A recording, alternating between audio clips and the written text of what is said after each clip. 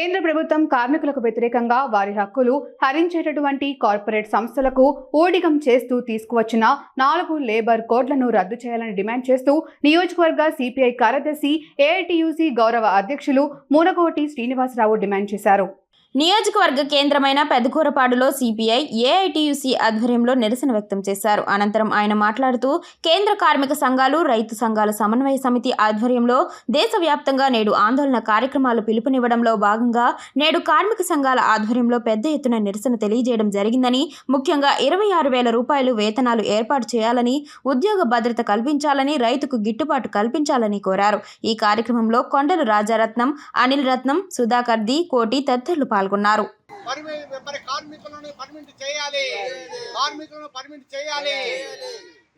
ఏదైతే వ్యవస్థలో కార్మికులు పనిచేస్తున్నారో వారిని పర్మిట్ చేసే విధంగా వాళ్ళకు టీఏ బిల్లులు ఇవ్వాల్సిన అవసరం ఎంతనే ఉంది.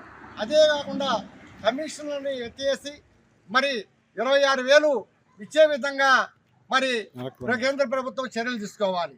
అలాగనే కాకుండా మరి రైతాంగం, వ్యవసాయ కార్మికుల మీద కూడా మరి అనేక విధాలుగా రాయితీలు లేకుండా కూడా మరి పండించే రైతుకి గిట్టుబాటు ధర కూడా కల్పించకుండా ఈనాటి కేంద్ర ప్రభుత్వం ప్రజా వ్యతిరేక విధానాలు అవలంబిస్తుంది. ఇప్పుడైనా తక్షణమైన కేంద్ర ప్రభుత్వం చొరవ తీసుకొని ఏదైతే 4 కోళ్లని అమలు చేయబోతున్నారో దాన్ని రద్దు చేసే విధంగా దిశగా మరి పనిచేస్తారని మరి కోరుతున్నారు.